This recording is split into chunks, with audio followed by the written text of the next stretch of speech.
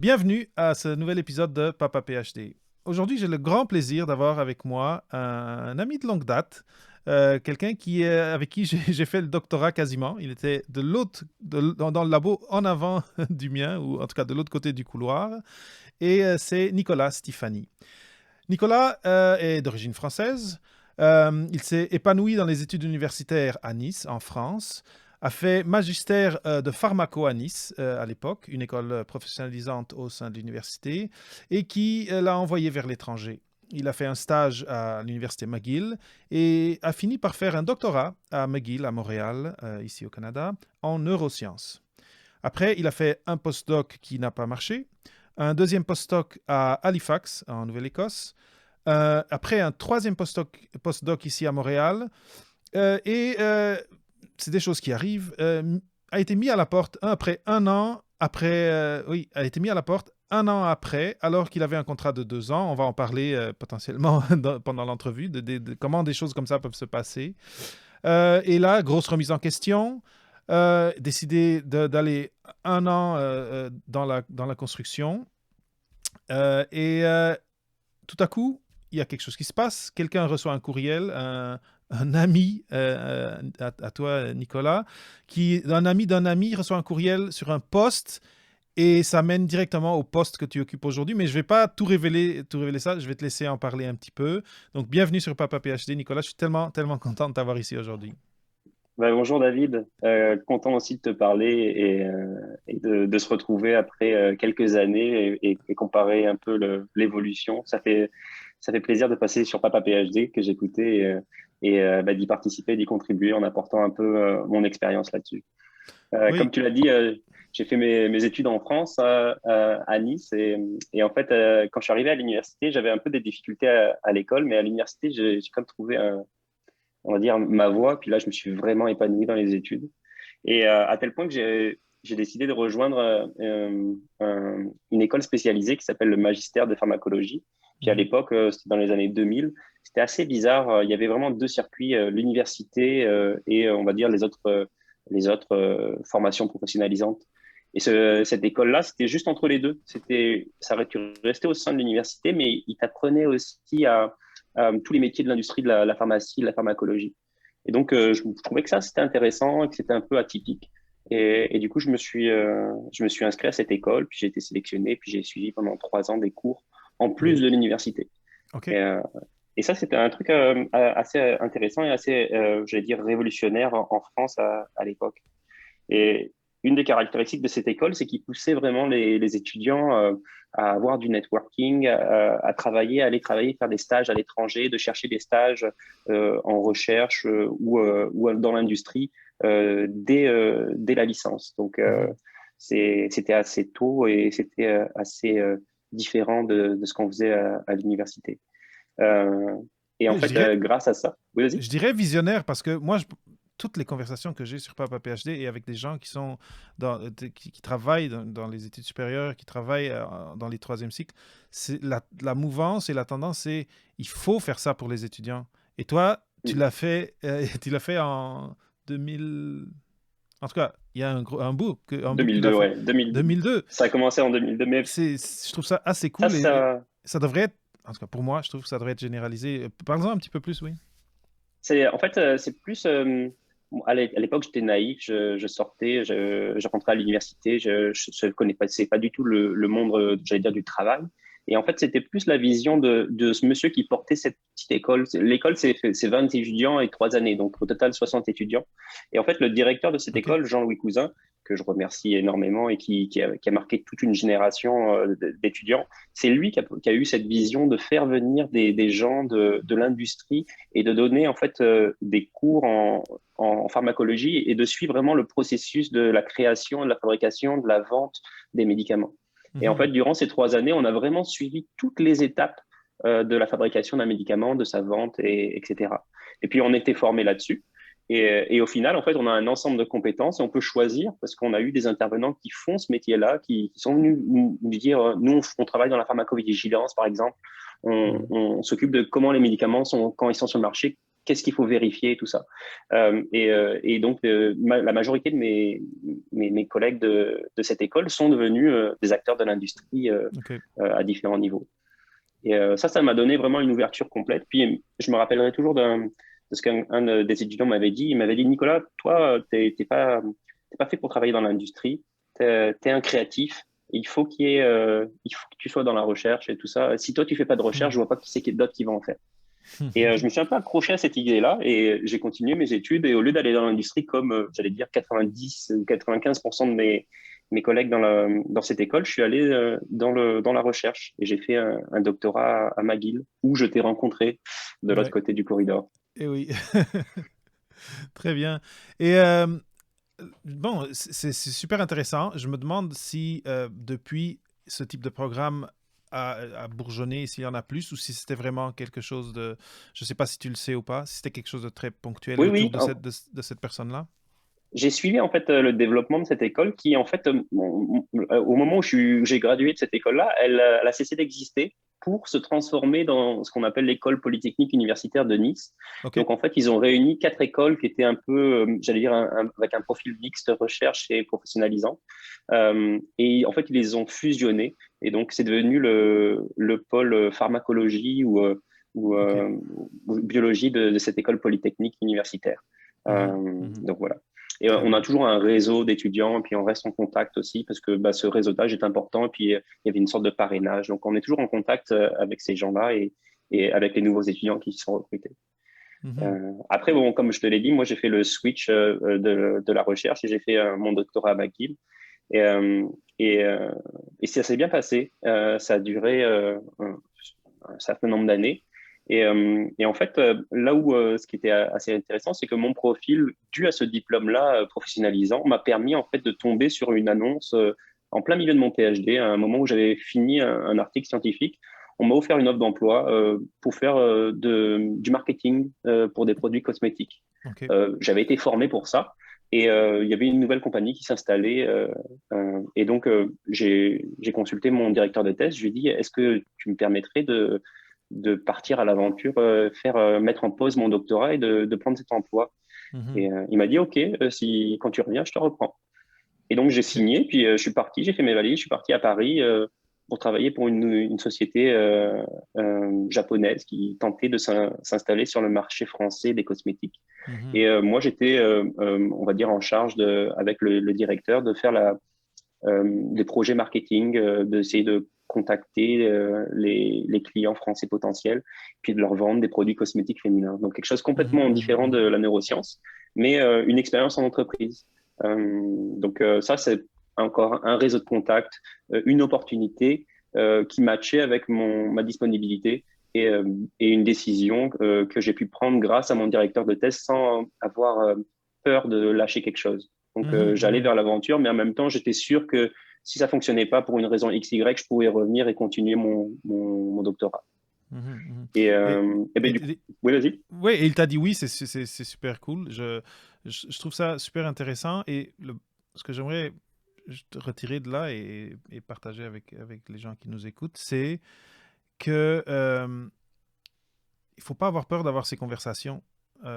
Et si tu avais dit non, ben, j'imagine que tu aurais continué à faire ton doctorat.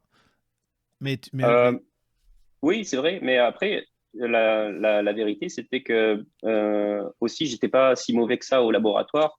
Et pour un chercheur, il a plus intérêt à reprendre quelqu'un qui connaît tout, même oui. si ça met en pause un peu un projet. Mais c'est une question, j'allais dire, de coïncidence temporelle. C'était le bon moment pour Mhm. s'arrêter. Mon projet venait de terminer, on avait publié. Mhm. Si je devais mettre en pause mon projet, c'était maintenant. C'était au bon Et moment. OK. ouais. Et donc c'est ce qui s'est passé. Donc il m'a permis d'aller à Paris vendre des cosmétiques majoritairement sur Internet. Donc vraiment le web, les campagnes d'emailing, des choses comme ça. Et puis j'avais aucune expérience là-dedans, mais j'ai appris sur le tas. Le directeur de la compagnie m'avait fait confiance. Puis lui et moi, on a appris ensemble, on va dire, euh, Mhm. Mhm. là-dessus. Très Puis bien. il Et est arrivé un temps. Vas-y. le retour, c'est ça. Qu'est-ce qui s'est passé après?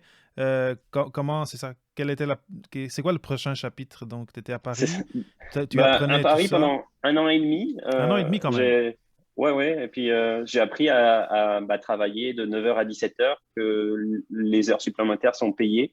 Donc, Mhm. on peut pas en faire à volonté. C'est pas comme en doctorat où on a des heures flexibles et puis on compte pas ses heures. Non, non, là, il y a un cadre et je me rappelle du directeur qui, des fois, venait pour éteindre la lumière un vendredi à 5 heures. Il a dit non, non, c'est 5 heures, vous partez.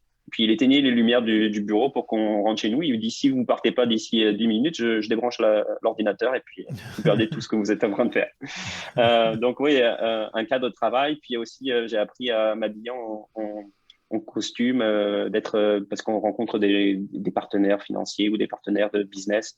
Et il y a un côté présentable. Aussi, tout ce qui est la mode, la cosmétique féminin, il y a un paraître. Donc, j'ai Mhm. appris sur ce côté-là. Puis après 1 an et demi, en fait, la compagnie a pris une autre direction. On va dire que c'était pour moi le temps de revenir au Canada finir mon doctorat. Si je le faisais pas maintenant, j'allais un fort risque d'avoir de la difficulté à m'y remettre. Mhm. Mhm. Euh, Mhm. et donc là, j'ai recontacté mon directeur de thèse et je lui ai dit, bah, ce serait le temps. Il m'a dit, oh, pas de problème, tu reviens et, euh, tu continues ton doctorat. Et c'est Très ce que bien. j'ai fait en 2009. Je suis revenu à McGill et j'ai travaillé jusqu'en juillet 2011, donc Mhm. environ 2 ans. Puis à la fin de l'été 2011, là, mon directeur de thèse m'a dit j'ai encore 3 mois de salaire pour toi, Mhm. puis c'est fini. Donc il faut écrire ta thèse. Et donc là, les expériences avançaient, donc il y avait plusieurs projets, mais je comprenais que lui, il voulait qu'on passe à autre chose. Et puis Mhm. surtout, on va dire, il y a une time frame dans lequel il faut faire son doctorat. Donc, il fallait que ça s'arrête. Et donc, je suis rentré à la maison, puis j'ai commencé à écrire mon doctorat. Puis ça a pris un Mhm. peu plus longtemps que 3 mois. 3 mois, c'est vraiment le C'est strict court pour minimum. rédiger, oui. Oui, oui, oui, oui. J'ai mis 6 mois, on va dire. Et puis j'ai fini ma thèse, puis j'ai défendu, puis ça s'est bien passé. Puis surtout, là, une très bonne période de ma vie, c'est la période où j'ai commencé à chercher des postdocs. Mhm. Donc, j'ai cherché un peu les postdocs. Moi, j'avais aucune attache particulière à Montréal, et puis j'aimais la diversité. Donc, j'ai vraiment été screené large. Et puis là, je me suis aperçu qu'il y avait beaucoup de disponibilité de postdoc. Postdoc, c'est OK. une position qui est en demande. Donc, je suis allé en Belgique, je suis allé en France, je suis allé en Angleterre, je suis allé en Suède, je suis allé au Mhm. Canada pour faire des entrevues. Je suis allé aussi dans l'Ouest américain. Mhm. Et donc, j'ai fait des entrevues. Puis, finalement, j'ai décidé de revenir à Montréal pour changer un peu de. J'étais dans la recherche fondamentale en neurosciences et je voulais m'approcher plus du clinique. Et Mhm. il y avait un jeune laboratoire qui s'ouvrait à Montréal et je lui ai fait confiance et j'y suis allé. Et en fait, c'est trouvé qu'après 1 an, ça fonctionnait pas. J'arrivais pas à faire ce que je voulais ou mon directeur de postdoc n'était pas satisfait hein, vraiment de ce que je faisais. Mhm. Donc on s'est dit bon, on va s'arrêter là. Puis je me suis mis en recherche d'un autre postdoc. Puis là Mhm. encore, c'était assez facile. Il y a beaucoup de portes qui s'ouvraient. Puis j'ai trouvé un postdoc à Halifax, à l'université Dalhousie, avec Mhm. Rob Bronston, où il travaillait sur un sujet qui était assez proche de ce que je faisais en thèse, mais avec une différence qui s'appliquait vraiment aux problèmes de locomotion chez les humains OK. Vraiment plus les appliqué. problèmes. OK. Oui, mais qui utilisait vraiment la neuroscience fondamentale aussi, qui OK. utilisait en fait des modèles pour comprendre pourquoi on devient paralysé complètement quand on a une spinal cord injury, Mhm. Une un section de la dommage à la moelle moelle épinière. épinière. Mhm. OK, Et une question pour toi avant, parce que là, ça avance quand même vite et j'ai très envie Parce que là, on parle de plusieurs transitions. Du monde, tu as parlé un peu des adaptations que tu as dû faire et de ce que tu as dû apprendre en passant du monde de la recherche au doctorat au monde commercial de marketing. Et tu sais, il y a une question d'apparence, de comment s'habiller, j'imagine de comment s'adresser aux gens, surtout si c'est des clients. Et après, tout le côté commercial. Ça, je comprends. Après, comment c'était revenir? Ça, c'est ma première question. Et revenir à je m'habille en t-shirt et en gougoune, comme on dit au Québec. Mais après, la chose vraiment qui m'intéresse et qui est en lien avec ça, c'est dans toutes les conversations d'embauche que tu as eues par après, est-ce que, est-ce que les gens, est-ce que tu as mentionné, est-ce que dans ton CV, cet interlude-là était dedans? Et qu'est-ce que, quelles questions les gens t'ont posées quand quand tu parlais avec quelqu'un à propos d'un postdoc, à propos de cette année et demie que tu as fait au milieu de ton doctorat, parce que c'est très atypique quand même. Oui, oui, c'est pas quelque chose qu'on va voir. Et puis, pareil, c'est une question d'opportunisme et d'opportunité. Donc, c'est sûr que ça va pas arriver à tout le monde. Mais là où tu as posé, je pense, une question très intéressante, c'est au retour, qu'est-ce que tu as tiré en fait de ton expérience d'un an et demi Oui. dans une compagnie? Eh ben, beaucoup en fait d'efficacité. On travaille tout à fait différemment dans le monde de l'entreprise par rapport à son doctorat. Euh, donc, je me rappelle que j'avais des comportements au début de mon doctorat, par exemple, contacter ma famille le matin sur le lieu du travail, chose qu'on peut plus du tout faire en entreprise et que je faisais plus à mon retour. Et donc, ça permet de faire du travail, je vais dire, plus efficace. C'est un détail, mais qui illustre en fait un peu la différence. Une Mhm. autre chose que j'avais compris, c'est par exemple quand on a une réunion, 5 personnes dans une entreprise, cette réunion-là, si elle dure 1 heure, c'est le prix horaire du salaire de chacun fois 5, donc 5 personnes. Et voilà, donc cette réunion d'1 heure, elle a un coût pour la société et dont les réunions qu'on avait un temps limité parce qu'elles coûtaient cher. Mhm. Euh, en recherche, ça c'est jamais pris en compte. Par exemple, on parle souvent de lab meeting ou de choses comme ça où tout le laboratoire est présent. Des fois, ça dure 2 heures, 2h30. Et il y a souvent un manque d'efficacité dans ces meetings. Au lieu de parler de vraiment ce qui est important, ben, on s'étale un peu trop et tout ça. Donc, j'avais une vision différente de ces meetings-là après coup. Et puis, mon travail, est vraiment, j'ai essayé de le faire rentrer aussi dans les horaires de bureau, 9h, 5h pour pouvoir aller jouer au squash avec mon ami David Mendes par la suite. Donc ça aussi, ça donne un équilibre de vie. J'ai beaucoup plus apprécié ma deuxième partie de PhD que ma première, où je me Mhm. suis un peu enseveli. Aussi, la façon de comprendre la recherche était complètement différente à mon retour en PhD. J'avais des idées claires sur les expériences que je voulais faire, Mhm. sur si elles étaient réalisables ou non. Puis c'est ça, je demandais plus à mon boss si c'était bien de se faire une expérience comme ça. Je faisais l'expérience, je faisais les résultats, je faisais la figure, puis après je lui en parlais. Mhm. Et donc Mhm. ça, cette sorte d'indépendance scientifique, c'était ce qui c'est le but d'un PhD Ouais. en général. Je ne l'avais pas du tout au début. Après mon expérience en entreprise et une sorte de recul par rapport au doctorat, là j'ai vu qu'il y avait eu un déclic au niveau de productivité, au niveau de Mhm. réflexion et de comment on planifie ses expériences, des choses comme ça. Oui, tout Après, à il y a cause de une deuxième question. la culture entrepreneuriale. Non, ça a beaucoup de sens ce que tu dis et ça vient rejoindre ce que beaucoup de gens m'ont dit et c'est pourquoi beaucoup de gens défendent que si tu peux aller faire un stage en entreprise dans le contexte de ton doctorat ou de ta maîtrise, ça va t'enrichir, mais deux, ça va aussi, comme tu dis, augmenter ta productivité si tu adoptes cette culture. Mhm. Excuse-moi, je t'ai coupé, vas-y. Non, non, c'est un très bon point. Après, il y a une chose qui vient de m'arriver en tête, c'est que quand on travaille dans le monde de l'entreprise, il y a des conventions collectives qui sont assez claires par domaine d'activité. Et en fait, on a des droits et des devoirs Mhm. en tant qu'employé. Et c'est des choses qui sont pas du tout présentes en recherche. En tant qu'étudiant en doctorat, on n'est même pas au courant qu'il y a en fait dans les textes de l'université des textes qui stipulent en fait quels sont les droits et les devoirs de chacun, Mhm. de l'étudiant, mais aussi du responsable du De doctorat. l'encadrant. Et en Mhm. fait, j'ai découvert ça quand j'étais au milieu de l'entreprise, et puis je l'ai redécouvert après à mon retour au doctorat, où je me suis aperçu qu'effectivement, par exemple, typiquement à McGill, les doctorants doivent avoir une conférence internationale par an. C'est écrit. Donc, si votre directeur de thèse ne vous envoie pas au moins une fois par an dans une conférence internationale, bah, il y a un manque. C'est un manque d'expérience. Vous êtes là pour être formé. Donc lui, c'est sûr, ça a un coût. Il doit payer le billet d'avion, l'hôtel, des choses comme ça. Mais ça fait partie j'allais dire, du training que les gens doivent recevoir. Donc Mhm. ça, il y a des choses assez précises qui sont inscrites et je n'étais pas du tout au courant. Je me suis renseigné après à mon retour pour savoir bah, si tout était bien et tout ça.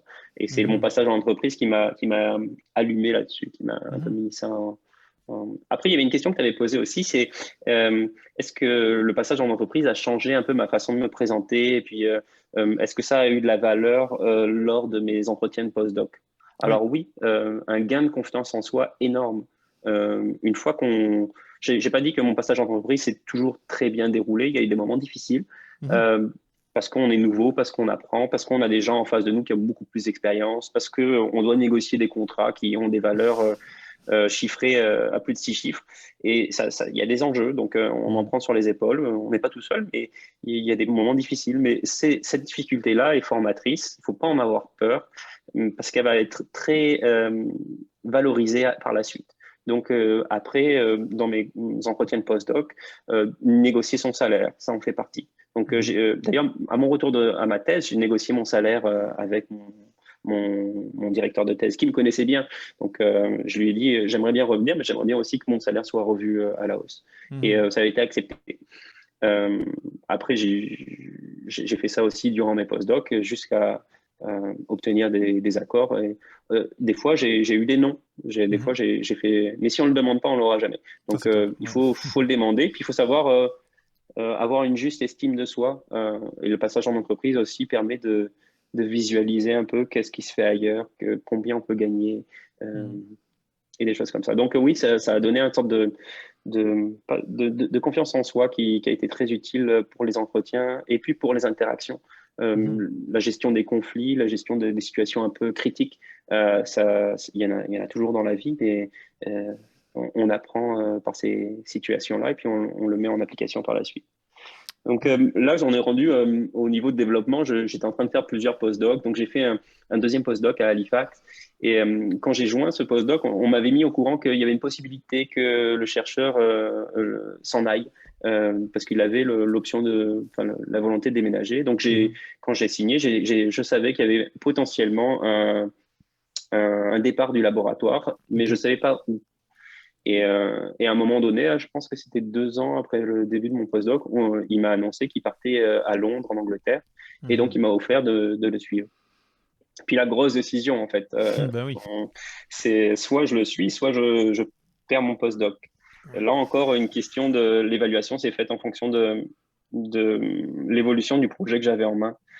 Si j'étais loin de finir, j'aurais probablement dû le suivre parce que sinon j'aurais perdu la valeur ajoutée de mon postdoc. J'aurais travaillé pendant 2 ans et puis ça n'aurait pas donné quelque chose. Oui, oui, oui. Or, j'étais vraiment proche de la fin de mon postdoc. Donc, j'étais en train de terminer le projet que j'étais en train de faire en collaboration, puis ça a donné un article scientifique. Donc, à ce moment-là, j'ai dit, bah, écoute, les conditions de vie, puis aussi, ils partent en Angleterre, puis il y avait le Brexit qui était en train d'être voté. Ah, ben oui, oui, oui. Compliqué. C'était assez incertain pour un Français, un Français canadien qui. Donc, c'est ça. J'avais aussi une demande de citoyenneté qui était en cours. Donc, je préférais rester au Canada au final. Et Mhm. je me suis mis en recherche d'un un troisième postdoc, vu qu'il y a 5 ans après son doctorat. Donc, ça, un truc important aussi à dire à ceux qui obtiennent un doctorat, cette limite de 5 ans au Canada, en tout cas, je pense que c'est ailleurs aussi dans le monde, c'est très important. On va dire le chronomètre part une fois que le diplôme est obtenu. Donc, faut vraiment avoir une bonne idée de ce qu'on veut faire, puis savoir s'adapter, puis savoir prendre des décisions à des moments, comme je l'ai pris pour mon premier postdoc. Si après un an, ça fonctionne pas, faut pas attendre 5 ans Mhm. ou 3 ans. Après, il vous reste trop peu de temps et puis on peut pas rebondir là-dessus. Fait que moi, après mes 3 années ou 4 années, 3 années de postdoc, j'ai signé donc un contrat. euh, j'ai cherché un nouveau postdoc. J'ai signé un contrat pour retourner à Montréal, travailler sur les circuits de la douleur. Et, Mhm. mais comme j'avais travaillé dans l'entreprise, j'avais demandé spécifiquement un contrat de 2 ans minimum pour travailler là-dedans. Puis j'avais négocié un salaire aussi de décent de postdoc. Et donc OK. tout ça, ça avait été signé. Puis donc j'ai quitté mon laboratoire d'Halifax pour me rejoindre Montréal et faire un dernier postdoc parce que après j'allais être trop vieux. Puis Mhm. le, Mhm. puis le postdoc, ça passe plutôt bien. Je fais plein d'affaires, je m'épanouis.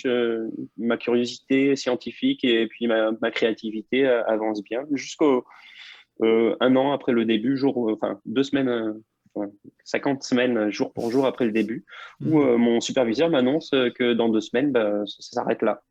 Et donc là, vraiment une discussion où je tombe des nues. Je Mhm. n'avais pas du tout vu venir un problème quel qu'il soit. Et, Mhm. et c'est ça. Donc il me met à la porte complètement, les projets pas terminés.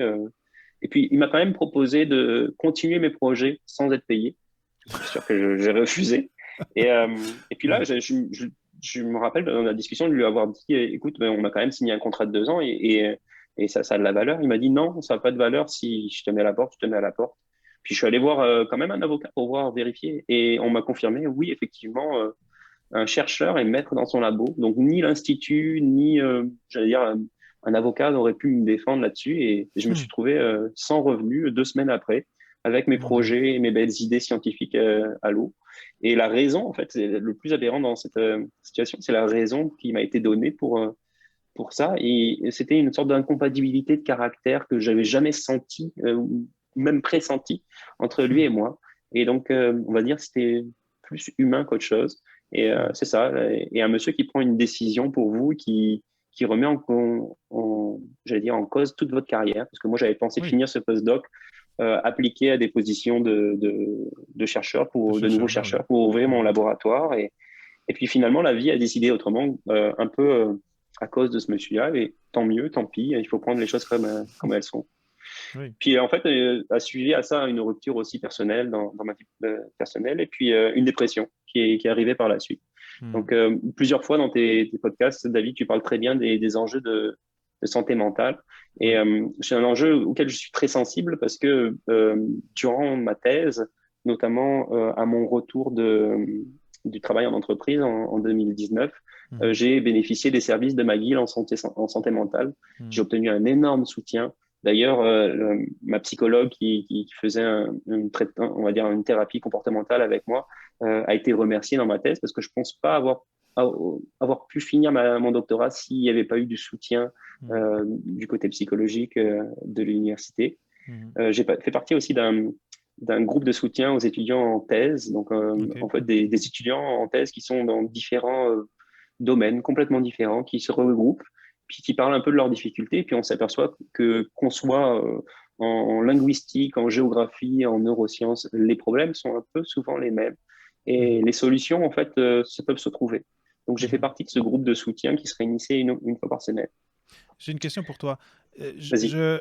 Ça a l'air de parce que tu dis, et moi j'ai fait cette expérience aussi à McGill, mais j'aimerais que tu me donnes ta perception et ton expérience. Est-ce que c'était facile de trouver ces services et est-ce que tu recommandes aux gens qui sont au doctorat, au postdoc et donc qui sont dans un cadre universitaire, est-ce que tu leur recommandes de chercher qu'est-ce que l'université offre en termes de soutien psychologique?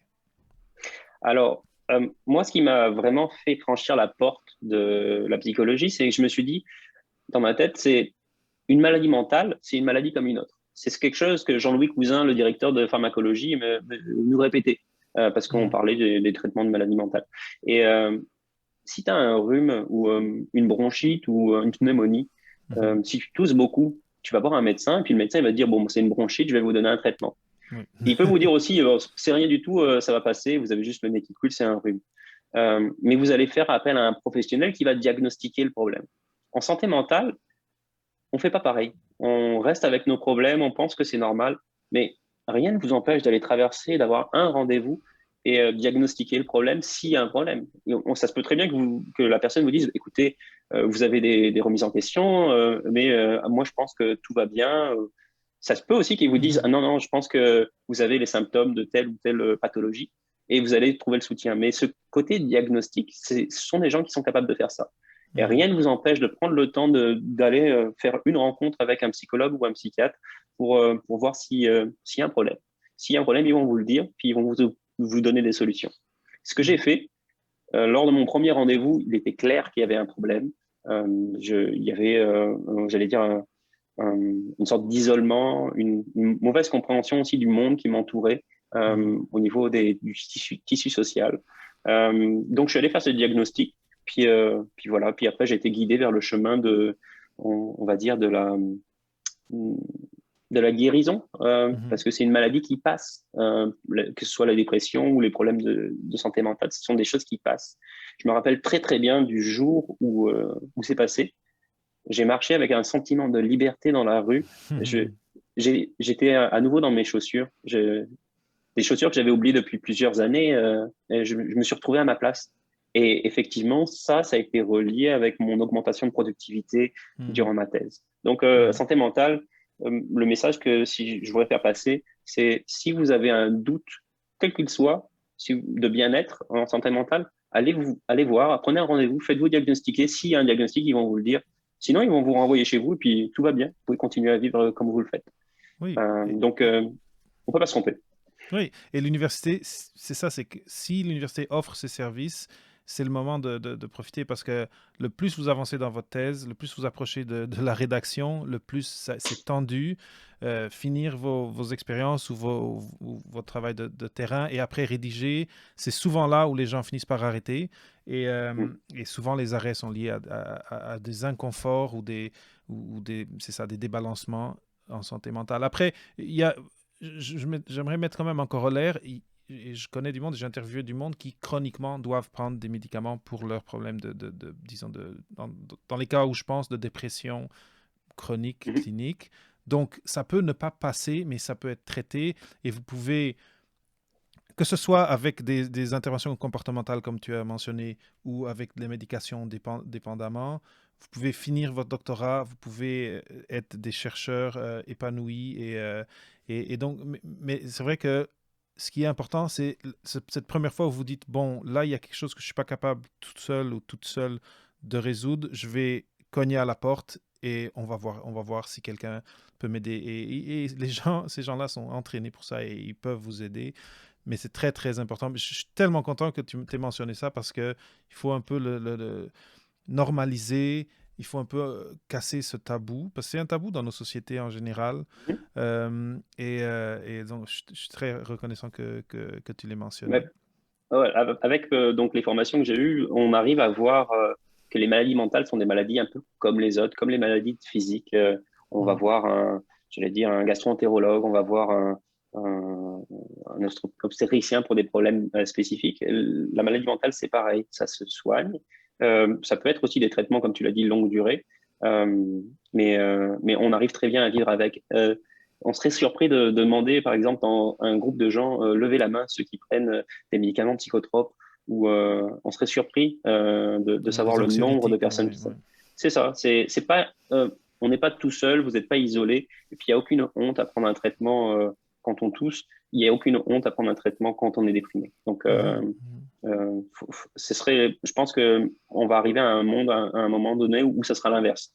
Ah, mhm. tu refuses de te traiter, peut-être que t'as pas l'ouverture d'esprit de comprendre que c'est pas une maladie honteuse. Ouais, Euh, stigmatisante. Ouais, ouais. avec à McGill, avec ma psychologue, euh, on avait identifié que je portais vraiment des lunettes qui modifiaient ma compréhension de la réalité.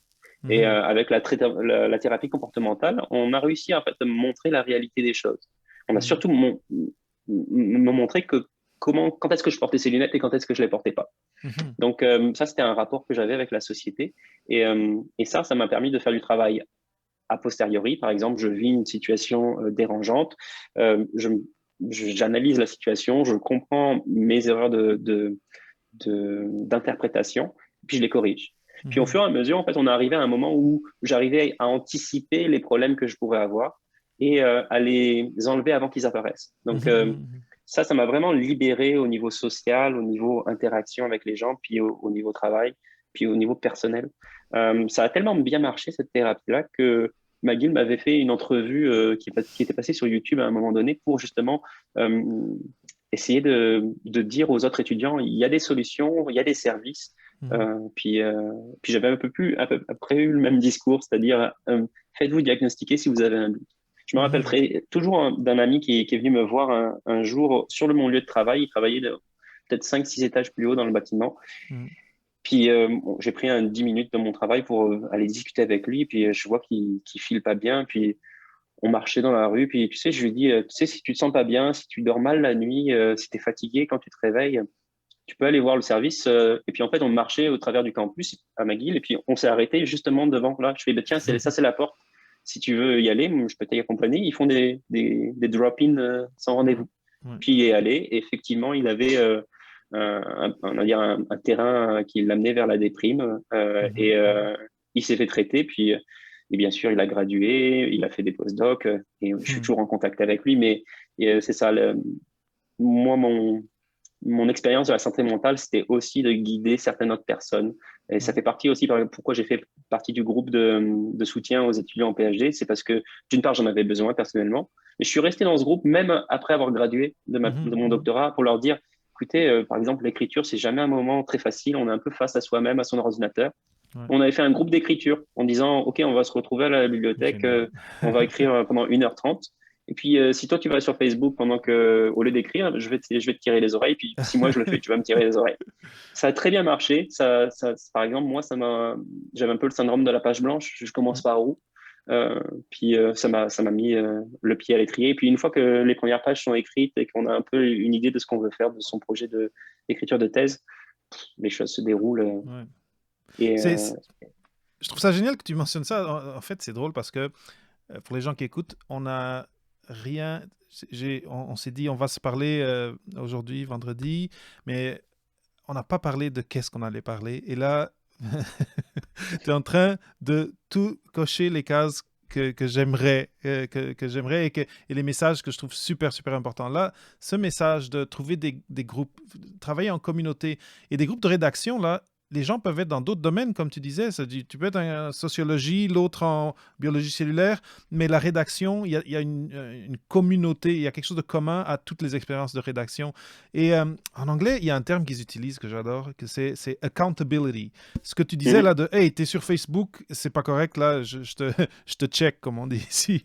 Et ouais. le fait d'être en groupe, ça casse la procrastination. Potentiellement, ça peut beaucoup la casser. Mais après, c'est que comme on a des cerveaux différents, on fonctionne différemment, on va pouvoir donner des trucs aux autres auxquels ils n'ont pas pensé, on va pouvoir prendre des techniques des autres que nous, on n'aurait pas gravité vers ça. Mais après, en revenant à l'autre groupe avant, le fait de faire partie de groupes d'étudiants qui sont peut-être pas dans votre domaine de recherche, mais qui sont dans la même expérience du doctorat ou de la maîtrise, ça peut tellement vous aider et ça peut vous permettre de faire quelque chose de très enrichissant pour vous que tu viens de dire, c'est vous pouvez aider les autres aussi. Je suis Alors, totalement d'accord. pour mettre ces groupes, il y avait une démarche qui était faite par le centre de psychologie qui en fait mettait en place un peu un groupe, mais par contre, il y a rien qui forçait le groupe à exister. Donc là, il y avait une sorte d'énergie, une petite marge d'énergie à mettre en disant, OK, c'est jeudi, c'est 18h, c'est le jour du rendez-vous, j'ai pas envie d'y aller, mais je vais y aller pour les autres et pour moi. Faut trouver cette énergie-là d'y aller. Puis des fois, on se retrouvait dans le groupe, on était 2 ou 3, et tu dis, bah, c'est pas grave, on est quand même là, on va revenir la semaine prochaine, peut-être qu'il y aura plus de monde. Puis après, il y avait des jours où on était 14. Donc, il faut tenir bon sur la durée, puis être présent. Puis, il faut savoir aussi redonner par la suite pour leur dire, écoutez, c'est un tunnel, et un tunnel a une entrée, mais il a aussi une sortie. Et vous êtes plus proche de la sortie que de l'entrée. Donc, ne pensez pas que c'est tout noir. Une fois que vous avez soumis votre thèse, je pense qu'à McGill, c'était le 6 juillet. Donc, j'ai pensé, ce jour-là, j'ai pensé à beaucoup de gens qui ont soumis. Une fois qu'on soumet sa thèse, un sentiment de liberté aussi lourd aussi positif que ce que c'était lourd de devoir le soumettre, d'avoir cette deadline qui nous pendait au nez juste avant. Donc, moi, je me rappelle d'avoir écrit ma discussion entre minuit et 4 heures du matin le 5 juillet 2011. Donc, je me rappelle le retour, il fallait le rendre, donc j'ai fait ce que j'ai pu. Le retour sur ma thèse, c'était que ma discussion était bâclée. Surprise. Mais bon, on a le temps de revoir ça et donc il y a un système de review qui est mis en place. On va dire que j'avais tellement passé de temps sur l'introduction que il me restait plus rien pour la discussion. L'introduction en fait a été reprise dans un article que j'ai publié tout seul parce que on m'avait recommandé, on m'a dit ah c'est vraiment bien ce que tu as fait, les figures sont très bien, tu devrais publier. Ça c'était un retour des reviewers de ma thèse et du coup j'ai publié un article là-dessus. Et ça c'était aussi comment on peut se mettre durant la recherche de ces postdocs dans une certaine efficacité, c'est-à-dire oui, j'ai fait du travail, ça a de la valeur dans un document de thèse, mais ça vaut aussi peut-être le coup de publier un article de review là-dessus. Et c'est ce que j'ai fait. Puis après, on porte le plaisir d'avoir publié un article tout seul où il n'y a que son nom sur l'article. C'est un de mes articles les plus cités Ah ouais, euh, bien sûr. encore Cool, aujourd'hui. Et puis il y a des gens qui me contactent par courriel pour avoir des informations là-dessus. Donc très cool. voilà, quelque chose que je suis fier et puis qu'on doit qu'à soi-même. Il faut Mhm. avoir l'énergie de le faire. Puis moi, j'encourage tous ceux qui ont l'énergie de se mettre un cadre, que ce soit un cadre d'écriture, comme se retrouver 1 heure. Quand on fait ce genre de groupe d'écriture, euh, l'avantage, c'est qu'on va dédier une partie de son emploi du temps à ça. Oui. Et on pourrait le faire à la maison, mais à la maison, c'est assez difficile. Par exemple, le fait d'aller à une bibliothèque, de dire, je vais prendre mon laptop, je vais y aller, je vais travailler au moins jusqu'au moment où ma batterie va mourir.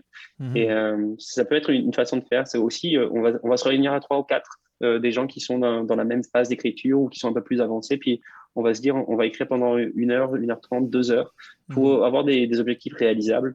Puis c'est comme ça qu'on avance un peu tous les jours. Génial. Ben, je suis très content que tu partages tout ça parce que je signe en dessous là, de tout ce que tu as dit, vraiment. Là. En tout cas, tu me En fait, surprends avec on tout a, ça parce qu'on ne s'était pas croisés depuis un certain temps et je suis très, très, très content. Tu allais dire quelque chose?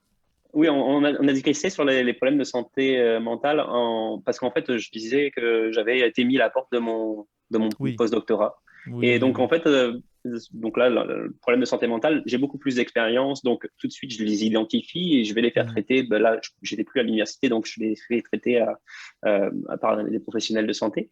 Et puis là, un peu une période à vide.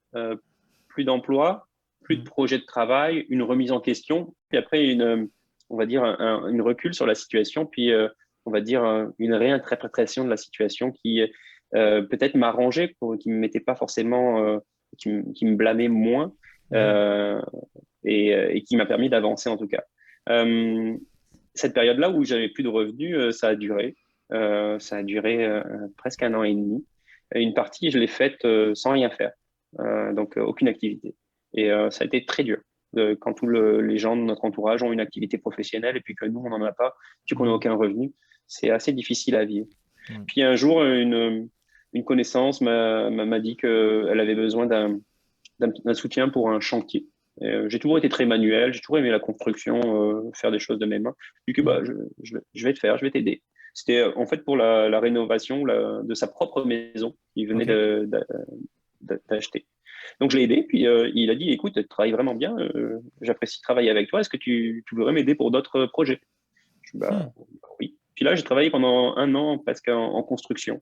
Donc, casser des murs, manger de la poussière de plâtre, refaire des planchers, des Aïe, choses aïe, aïe. OK. assez rough, là. Et je peux te dire que je portais plus du tout le costume que je portais en 2008-2009. Là, je portais des chaussures de construction, un pantalon avec des taches partout et des vestes abîmées par la construction. Donc, une période que j'ai pas, je me suis dit, j'ai quand même un doctorat, j'ai 3 post-doctorats, je me retrouve à faire de la construction. Et en fait, c'est pas du tout dévalorisant, c'était très constructeur de te dire tous les jours, regardez ce que j'ai fait. Aujourd'hui, j'ai reconstruit ça, j'ai refait ça, j'ai refait ça. Puis Mhm. prendre une photo, par exemple, lorsqu'un projet est terminé, bah, c'était très, très attrayant de dire, écoutez, physiquement, j'ai construit ça. Quand on travaille en recherche fondamentale, on a souvent du mal à voir les résultats qu'on fait, c'est souvent sous forme digitale, des Mhm. figures, des graphiques et des choses comme ça. Là, Est-ce quand que on tu... construit de ses mains, Ouais. on a quelque chose de concret. Est-ce que tu dirais que ça a été thérapeutique d'une certaine façon? J'irai pas jusque-là, mais ça m'a montré que chez moi, j'avais un côté manuel que, qui me plaisait. Mhm. Ça m'a Mhm. rappelé ça. Puis, à un moment donné, on t'en a parlé dans l'introduction, arrive un courriel Ah oui, alors d'un, de, celle-là. mon de mon ancien coloc qui avait reçu par un collègue à lui le courriel d'un autre collègue qui annonçait un poste en microscopie qui s'ouvrait pour une durée de 2 ans. Mhm. La description du poste était vraiment mal faite. Même au début, je ne comprenais pas en fait de quoi il s'agissait. Dans l'email, on m'a dit vas-y, il faut que tu postules et tout ça. Et je me rappelle, j'avais travaillé toute la journée sur un site de construction. J'arrive le soir, peut-être il était 9 heures chez moi. La date limite, c'était 10 heures ou 11 heures. Et grosso modo, j'avais environ 1 heure pour prendre une douche et Et manger un bout et postuler. essayer et postuler. Donc, je fais ça vraiment sans aucune conviction parce que la description du poste était vraiment obscure. Puis c'était date limite, mais je le fais quand même. Et, euh, et puis là, 3 mois sans rien, j'ai même oublié ça. Puis je reçois un appel et on me demande est-ce que vous voulez venir pour une entrevue? Et je fais C'est génial. l'entrevue. Puis là, on m'explique que c'est un poste en microscopie au département de biochimie de l'Université de Montréal. Il y a une plateforme de microscopie. Il faudrait s'occuper des microscopes. Or, durant tous mes postdocs, j'ai fait beaucoup de microscopie. C'est un instrument sur lequel je suis très à l'aise. Et puis surtout, durant tout j'allais dire mes postdocs, j'ai été un peu la personne couteau suisse, la personne qu'on venait voir pour dire ah j'aimerais faire ça. Est-ce que tu sais comment tu pourrais utiliser ce microscope pour faire ça? Aucun problème. J'étais un peu cette personne-là, un peu la personne qui allait aider un peu les autres pour différentes questions. Pas suffisamment pour être collaborateur, mais suffisamment pour être j'allais dire, pour être valorisé, pour aider autrui. Puis là, je trouve ce poste qui me rappelle ça, qui va donner des formations aux étudiants et aux professionnels pour utiliser les microscopes, qui va faire l'entretien des microscopes, qui va faire du contrôle qualité. Et donc, un poste où je me dis, bah, c'est un peu dans ma branche. Ça Ouais. rappelle un côté technique manuel que j'ai, que je pense avoir de façon innée. Puis un côté scientifique que j'ai aussi, avec des applications diverses. Un côté couteau suisse que j'aimais bien. Et donc, j'ai l'impression d'avoir trouvé une chaussure qui va à mon pied. Ouais. Et puis là, ça a pris à peu près un an entre le moment où j'ai fait la première entrevue puis le moment où j'ai été recruté. Oh mon Dieu, Donc une longue période, peut-être un peu moins, 8 mois. quand même, c'est Pourquoi? beaucoup. Parce qu'il y avait eu des problèmes, on va dire, d'administration où le poste avait été mal compris par les ressources humaines. Ils Ok. pensaient que c'était un agent d'entretien qui allait nettoyer les microscopes. Et donc, ils avaient mis ça dans la catégorie, j'allais dire, personne qui allait faire le ménage. Ouais. Donc, quand ils ont vu que bah, j'avais des diplômes et tout ça, ils m'ont dit, bah, il n'y a pas de problème dans l'annonce. Et donc, ils ont révisé ça, ils ont refait une mise en ligne, j'ai Ok, ok. réappliqué, j'ai refait une entrevue, puis finalement, ben, j'ai commencé à travailler à l'Université de Montréal. Cool.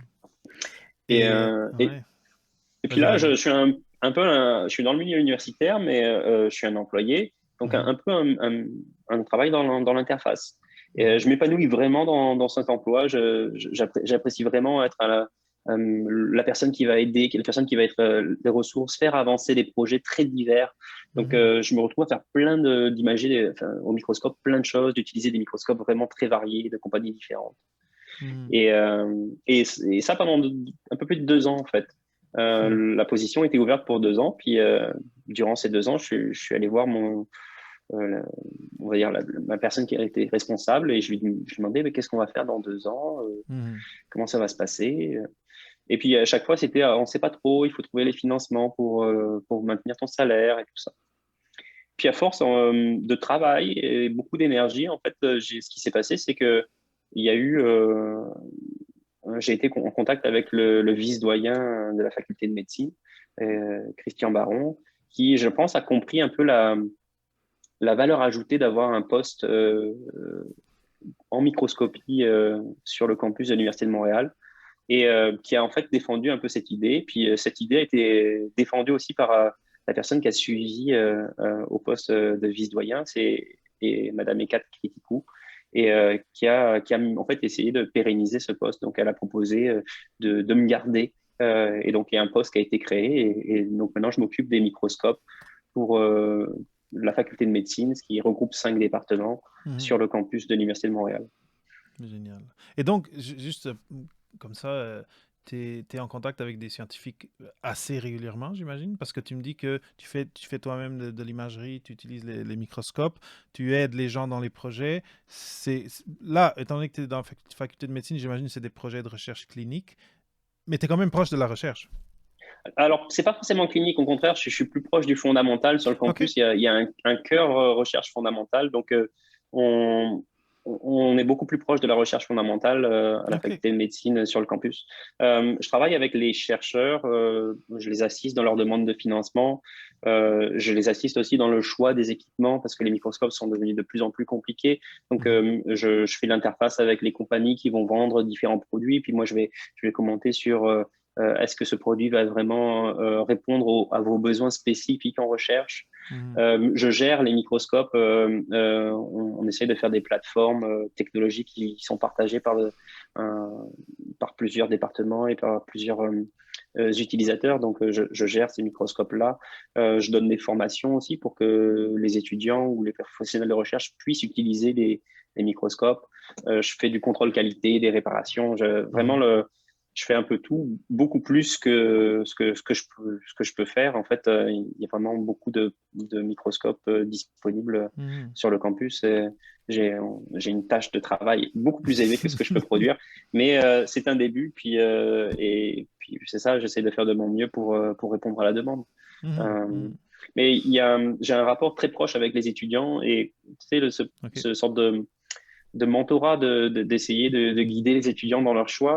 C'est des choses les étudiants viennent naturellement te poser comme question. Je finis ma thèse, je cherche un postdoc. J'ai jamais quitté le territoire québécois ou canadien. C'est ça.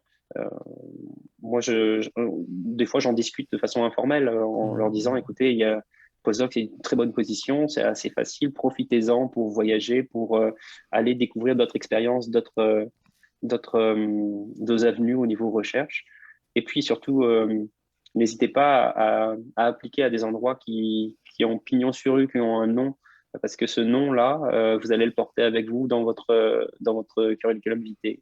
Donc, Mhm. si vous allez je vais dire au MIT ou à des grands centres Mhm. où vous travaillez avec quelqu'un qui a un prix Nobel, ou n'hésitez pas à appliquer. Il y a des gens qui ont une ouverture d'esprit très grande et qui font plus confiance à une personne qu'à un CV, j'allais dire, numérique ou j'allais dire, factuel. Il y a aussi ce qu'on appelle les soft skills sur un CV.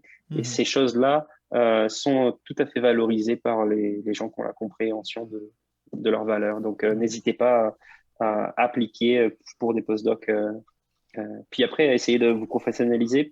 Mais dans mon expérience, et ça c'est mon expérience personnelle, c'est venu naturellement quand j'ai compris que j'avais un aspect manuel que je voulais conserver. Mhm. Moi, travailler dans un bureau, devant un ordinateur toute la journée, il va me manquer quelque chose, je ne vais pas Mhm. m'épanouir à 100%. Euh, donc, comprendre ce qu'on est bon naturellement à faire Ouais. euh, et ce qui nous plaît au final. Ouais. J'ai l'impression qu'on est bon dans ce qui nous plaît. Euh, donc, Ouais, ouais, ouais. accepter Nicole, ça, se connaître et puis mettre ça en application après dans son travail. oui. Nicolas, on arrive, on a déjà, je pense, dépassé mes 40 minutes habituelles que je me mets, mais tu as l'air, tu l'as dit, on ne s'est pas vu depuis un bout, même si des fois on communique. Euh, mais tu es bien, tu as l'air bien. Je suis content de te voir. Je suis content de t'entendre. Et j'aimerais passer un peu cette énergie aux auditeurs et aux auditrices. Et une question un peu out there là, que je vais te poser, c'est aujourd'hui, là, tu as déjà remercié, t'as déjà démontré de la gratitude pour la personne dont le nom m'échappe, mais qui a créé le magistère, pour, tu as parlé de la gratitude euh, au service au service d'aide psychologique à McGill que tu as mis dans Mhm. ta thèse. Aujourd'hui, dans ta vie de Nicolas Stéphanie 2021, c'est quoi, après tout ça, après la construction, après se faire dire dans 2 semaines, tu n'as plus de job, c'est quoi les gratitudes ou la gratitude que tu aurais envers tout ce qui s'est passé, tout ce qui t'a amené où tu es aujourd'hui? Alors là, c'est une question que je me suis déjà posée en fait par le passé. Il y a des gens que vous allez croiser qui vont avoir un effet dynamisant sur sa personne. Et donc j'en ai parlé, Jean-Louis Cousin, Francesca qui était ma psychologue, Vera, mais il y a d'autres personnes, il y a des amis aussi. Le soutien, le tissu amical est très important, surtout quand on est immigré comme moi, on n'a pas de famille directement localement. Donc il y a une autre personne qui était la femme de ménage de mon laboratoire de thèse. Mhm. Donc cette madame me voyait 18h, 19h, elle passait son coup de balai dans le laboratoire. Et puis c'est devenu ma grand-mère de cœur. Donc c'est une personne qui travaille plus, qui est à la retraite, mais que je vais voir très régulièrement et qui est vraiment, donc Danuta, je la remercie Je énormément. me souviens de Danuta. Ben, je la vois très régulièrement et puis et là j'ai un enfant, donc elle est très contente d'avoir un petit Mhm. enfant. Et après, il y a des personnes qui ont l'effet inverse, des personnes qui vont avoir un aspect négatif sur votre personnalité. Et puis c'est là, faut pas hésiter à les laisser au bord du chemin, puis les oublier, puis continuer sa route. Mhm. Et puis, il y a une dernière personne qu'il faut remercier, c'est soi-même. C'est un peu, j'allais dire, égoïste, mais au final, faut avoir l'énergie et le courage de faire certaines choses. Puis, une fois que c'est fait, vous allez recueillir l'aspect positif en disant, c'est moi qui ai fait ça, et il n'y a personne qui m'a aidé sur ce coup-là, et j'y suis allé, je l'ai fait. Et Mhm. ça, c'est par exemple l'article que j'ai publié tout seul, dont j'ai mentionné. Ça, c'est un élément factuel qui me met, on va dire, le cœur à l'ouvrage. Une autre Mhm. chose qui est arrivée depuis que je suis à l'université, c'est que j'ai rencontré des compagnies en microscopie dans mon domaine.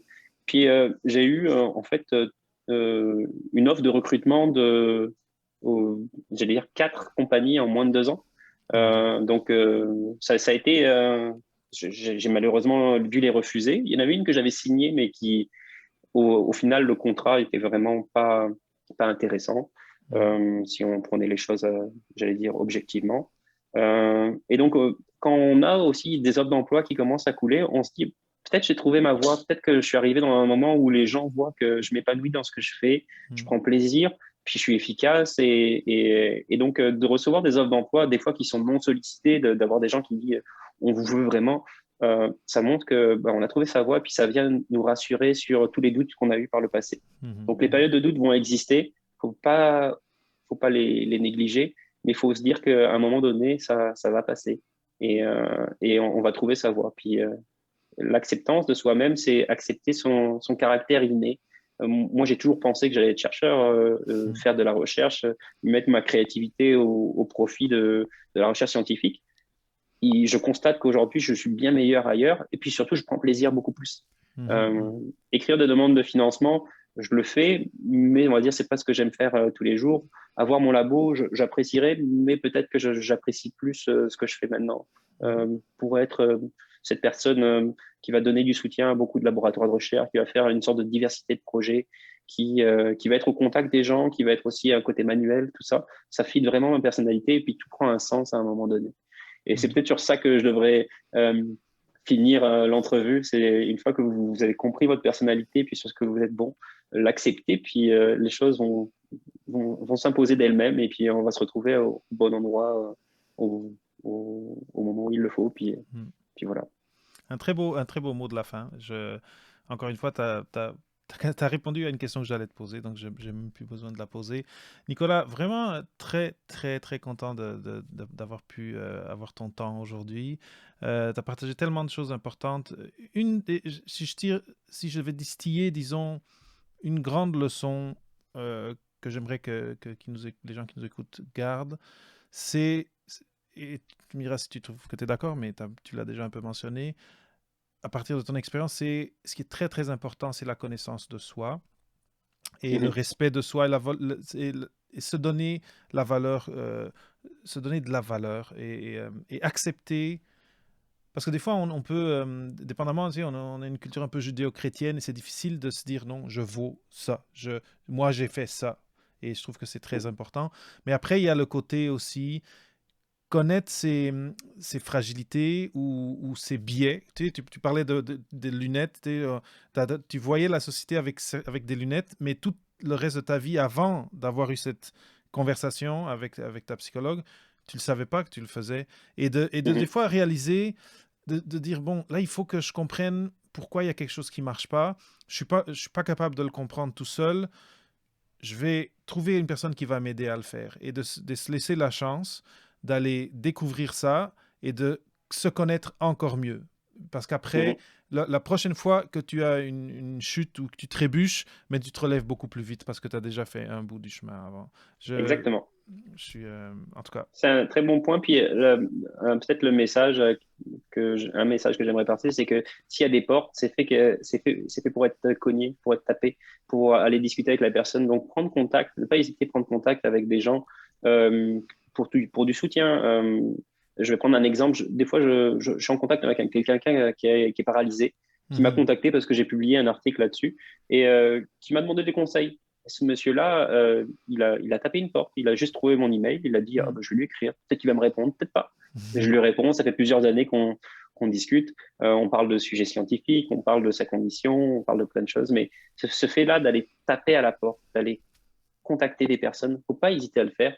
Au pire, vous n'avez pas de réponse. Au mieux, vous avez une belle rencontre qui va vous apprendre des milliers de choses sur vous et sur la vie ou la société dans laquelle on vit. Ben, encore une fois, tu dis dans mes pensées, si quelqu'un veut cogner à ta porte, Nicolas, où Ils est-ce qu'il peuvent te tout à fait. trouve? Est-ce que c'est par courriel? Est-ce que c'est sur LinkedIn? C'est où qu'ils vont te trouver? Je suis plus loquace par courriel, mais j'utilise toutes les plateformes et les médias qui existent. Mhm. Donc, n'hésitez pas, il y a besoin de conseils, tout dépendamment de ma disponibilité, je le ferai. Donc, je suis tout à fait disponible pour ça. Et c'est à quelle adresse? C'est mon adresse Gmail, nstephanie@gmail.com. Parfait. Tu pourras leur donner ou ils pourront te Je contacter mettrai, si. je mettrai ça dans les notes d'épisode. C'est ça. Si ça vous a inspiré, si vous voulez juste remercier Nicolas des partages qu'il a fait pendant cette entrevue, n'hésitez pas à lui écrire. Et surtout, si vous avez des questions pour lui en lien avec son trajet ou en lien avec ce qu'il fait aujourd'hui, n'hésitez pas non plus. Je sais que s'il l'a dit au micro, c'est parce que c'est vrai, il va vous répondre. Nicolas, merci Exactement. énormément de cette heure que tu m'as offert et à moi et aux auditeurs de Papa PhD. C'était inspirant, c'était touchant à certains moments pour moi en tout cas. J'en suis très reconnaissant et je te souhaite plein de succès pour tes projets à venir. Merci David, le plaisir était pour moi.